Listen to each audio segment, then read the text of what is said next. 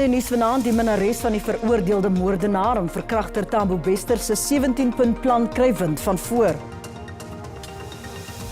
Die groot jol begin op 'n kusdorp en die stadsvaders lekker lippe af vir 'n toestroming van toeriste.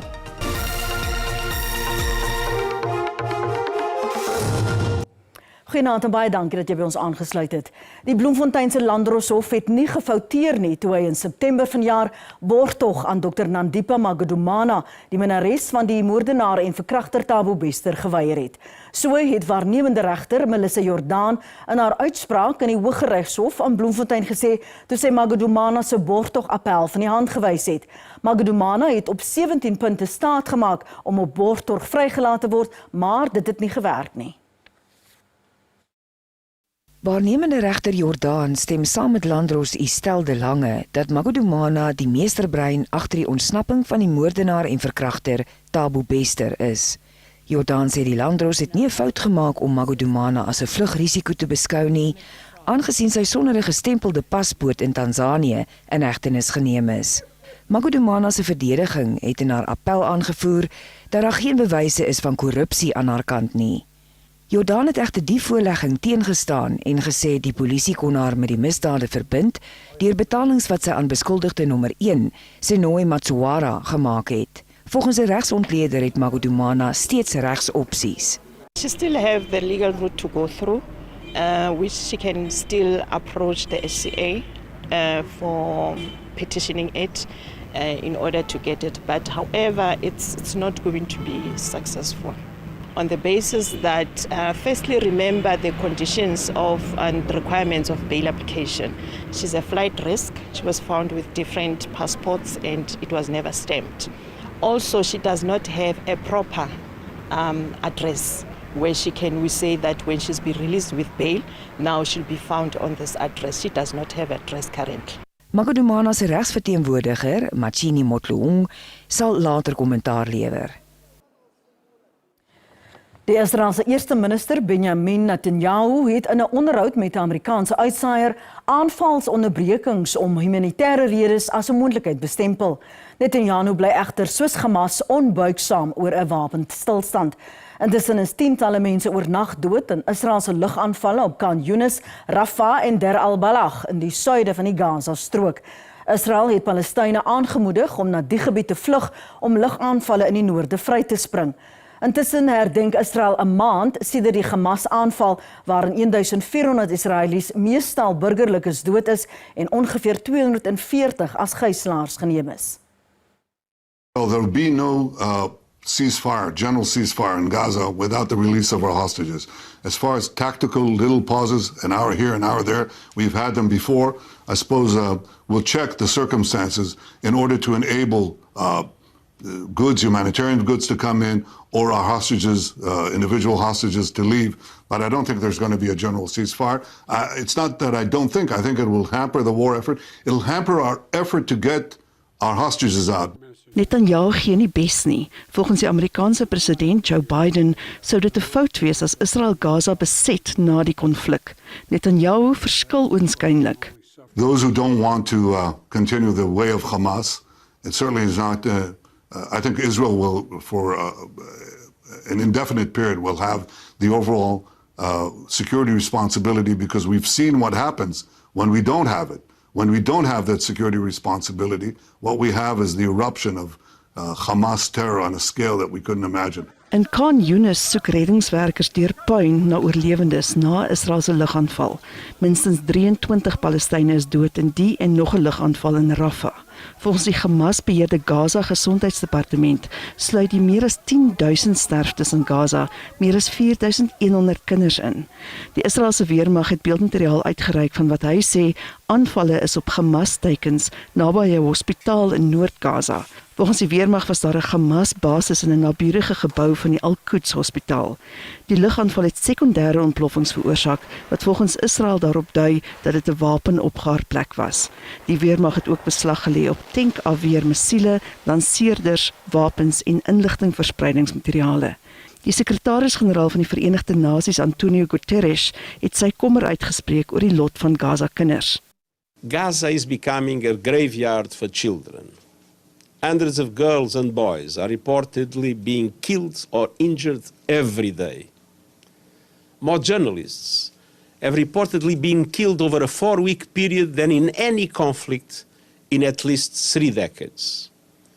More United Nations aid workers have been killed than in any comparable period in the history of our organization. In Israel is 'n maand sedert die Hamas-aanval met 'n oomblik van stilte herdenk. Skares mense het saamgedrom naby landsvlae en die Israeliese volkslied gesing. Japan en Brittanje het in 'n gesamentlike verklaring 'n oproep gedoen om 'n humanitêre krygsonderbreking in Gaza. Die verklaring volg na 'n vergadering tussen die Japanse ministers van buitelandse sake en verdediging met hulle Britse amptgenote. 'n Groep Palestynsgesinde betogers in Tokio eis 'n skietstilstand voor 'n 2 dae lange beraad van die G7 lande se ministers van buitelandse sake. Die G7 het slegs een verklaring uitgereik oor die maandlange konflik wat uit 'n paar sinne bestaan het. Die 2 verdagtes in die diefstal op president Cyril Ramaphosa se Phala wildsplaas in Limpopo keer weer Vrydag terug na die Bela Landdroshof. Emanuela David en Froliana Joseph staan tereg op aanklagte van sameswering om huisbraak te pleeg, huisbraak met die doel om te steel, diefstal en geldwasery. Hulle is Sondag in onderskeidelik Rustenburg en Bela in hegtenis geneem. Dit is reeds 3 jaar sedert die inbraak op president Cyril Ramaphosa se Phala wildsplaas. Die 30-jarige Joseph en 39-jarige David het vlugtig in die Landdroshof verskyn. Hulle word daarvan beskuldig dat hulle sowat 580.000 Amerikaanse dollar gesteel het. Tydens die inbraak het Joseph glo as die huishulp gewerk. Albei is van Namibiese herkoms met Suid-Afrikaanse burgerskap. Joseph se prokureur het as motivering vir borgtog aangedui dat sy 'n 1-jarige baba het wat geborsvoed moet word. The child doesn't take any other form of food. My question is, how will the child survive from today up until Friday when the matter will be here to worship? Landros Pradeshni Punan het beslis dat die baba 3 keer per dag na die aanhoudingsselle vir voeding gebring word. The court has ordered that the arrangement must be done with the police officers to bring the child to the mother maybe 3 times per day. Die valke is daarvan oortuig dat 'n 3de verdagte binnekort in hegtenis geneem sal word. Die saak is tot Vrydag uitgestel.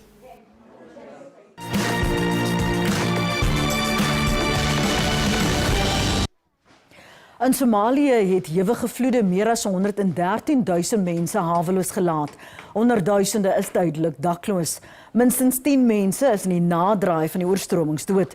Gevolglik het die regering 'n noodtoestand afgekondig. Die kaptein van 'n boot vir duikers wat in 2019 aan die Kaliforniese kus aan die brand geslaan en gesink het, is skuldig bevind op 'n aanklag van manslag. Die 69-jarige Jerry Boylan kan tot 10 jaar tronkstraf gevonnis word. 33 passasiers en 1 bemanningslid wat in die kajuit geslaap het, is in die ramp dood. 5 bemanningslede, insluitend Boylan, het oorboord gespring. Toenemende geopolitiese onsekerheid kan die volgende krisis in die finansiële sektor ontketen.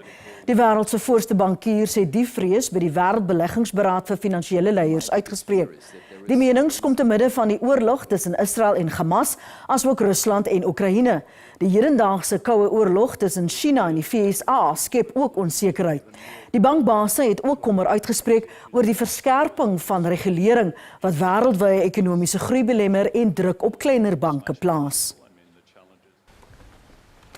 In Londen het koning Charles sy eerste amptelike koningstoespraak gelewer sedert die dood van sy ma koningin Elisabeth II.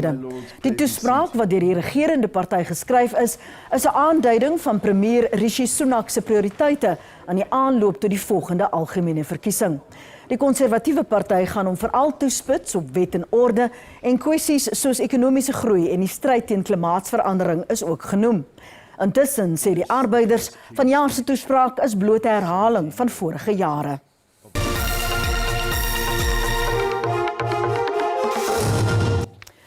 Welkom terug. Ons gaan voort met die bulletin. Suid-Afrikaners het bedenkinge of Eskom ooit beurtkrag sal kan oplos. Die land is weer eens in duisternis gedompel na 'n kort verposing. Hoewel die minister van elektrisiteit, Dr. Sosiale Ramaghopa, gister 'n positiewe toon aangeslaan het, het hy nie opgedaag vir 'n besoek aan die Dufa kragstasie in Mpumalanga nie. Ramaghopa het ook tydens 'n besoek aan die Arnold kragstasie sy teleurstelling uitgespreek dat die kragstasie onder 50% kapasiteit funksioneer.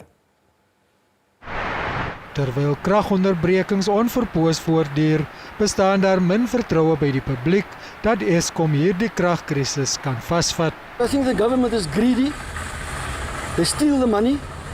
If the money was there, they could use it on the maintenance of all the machines at the Eskom. And now there's no money, so where's that money gone? Kragstasies presteer steeds nie teen hulle optimale opwekkingskapasiteit nie, wat tot langdurige kragonderbrekings lei. Terwyl belanghebbendes ewe bekommerd is, skryf die mynwerkersvakbond NEM dit aan korrupsie toe. In Eskom, anything that is above a million, it goes ahead of, but anything that is less than a million, it is approved at the power station level. So they will escalate those prices, those plant components at a price that they will know that it is just within their parameters. For example, if the real price of a motor is 100,000, they can just balloon it to 899,000. We have seen, we've got evidence. I'm telling you, we've got evidence and we've raised this issue. Sommige belanghebbendes eis dat die Komati kragstasie weer aangeskakel word. Ramaghopa sal na verwagting van dese week meer kragstasies in Mpumalanga besoek. KwaZulu-Natal se provinsiale kommissaris, luitenant-generaal Nhlanhla Mokonazi, waarsku dat misdadigers die feesseisoen geen genade van die reg sal ontvang nie. Hy het die stelling gemaak in Hammersdale, waar teen misdaadoperasies die maand verskerp gaan word. Die provinsie het die feesseisoen se veiligheidsveldtog hier afgeskop.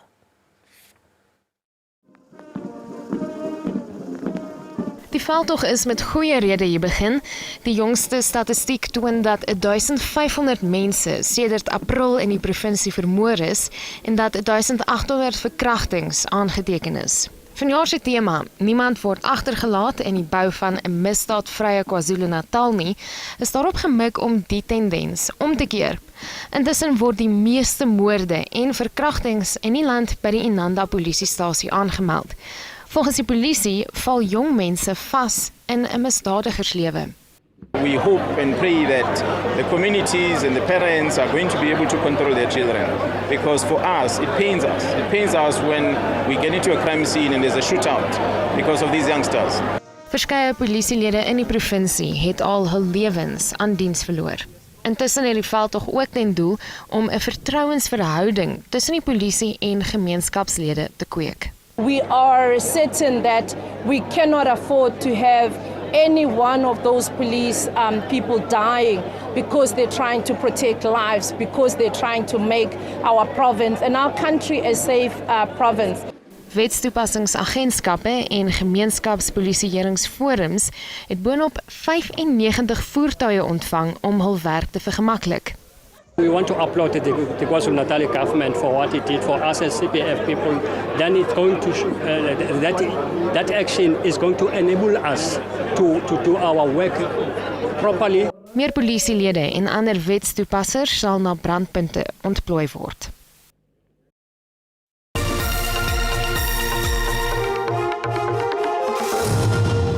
En nou kyk hier na hoe die markte vandag gevaar het.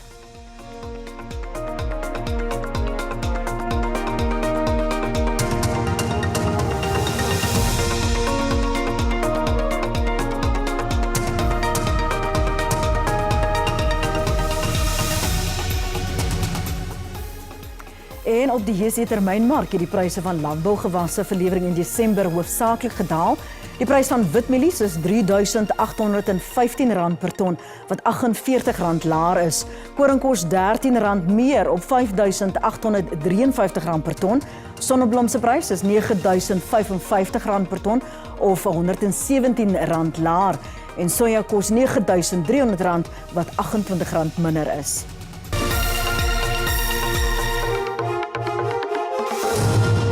Die room van Europese sokker het 'n gulde geleentheid om vanaand 'n reuse sprong te gee tot 'n plek in die laaste 16 van die UEFA Kampioenenliga.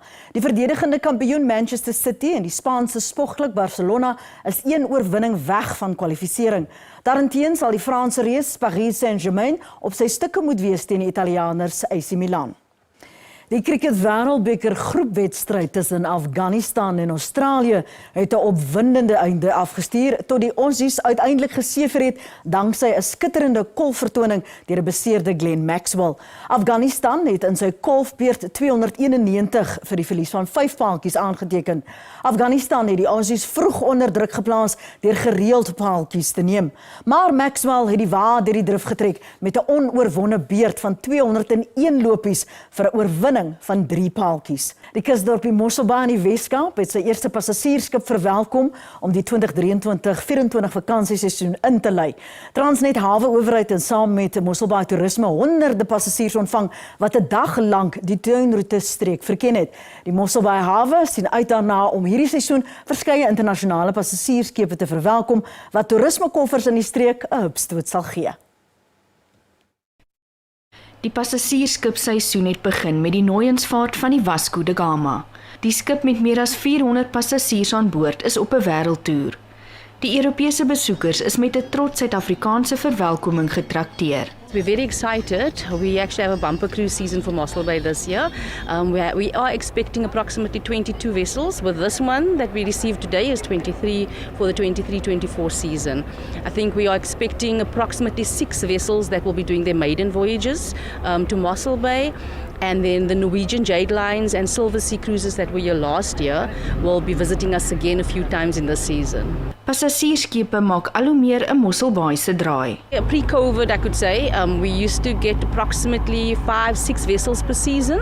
So last year we also expected about 22 vessels. We managed to receive 14 of those 22, depending on weather conditions outside, and then this year again 23 vessels. Die finansiële uitvloeisels is goeie nuus vir die plaaslike ekonomie. Mense klim van busse af, gaan op toere in die hele Garden Route area of die tuinroete, sal ek eerder sê, en ons sien verskriklik uit om ten minste 23 bote hierdie jaar in die seisoen te verwelkom in Mosselbaai om die hele area te verken. Die volgende passasiersskip wat in die hawe self gaan anker gooi, word volgende week verwag. Tanya Krause, SABC Nuus, Mosselbaai in die Weskaap. Baie dankie vir die saamkyk vanaand. Totsiens.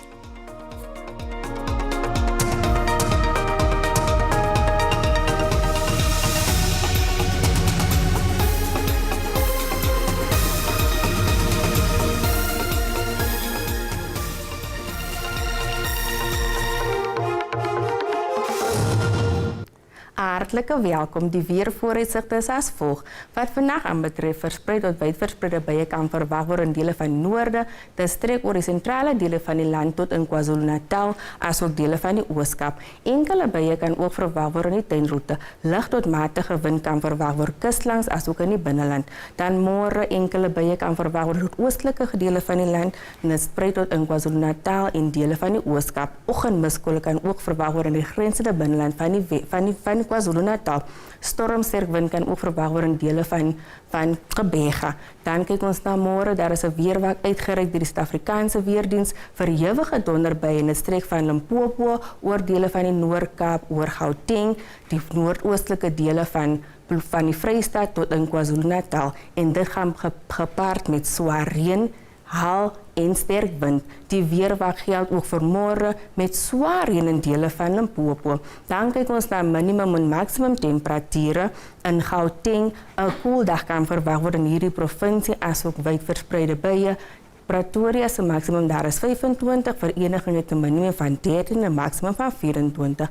In Limpopo gedeeltelik bewolk tot bewolk, anders is warm in hierdie provinsie met reën wat verwag kan word. Bella se minimum is 15 met 'n maksimum van 27.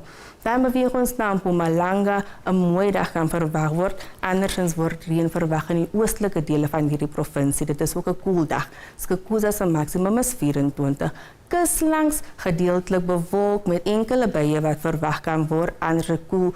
Vir Durban se maksimum daar is 22 en 'n minimum van 17. In die Oos-Kaap 'n koel dag kan verwag word. Graafrenet se maksimum is 25, asook Colombo het 'n minimum van 12.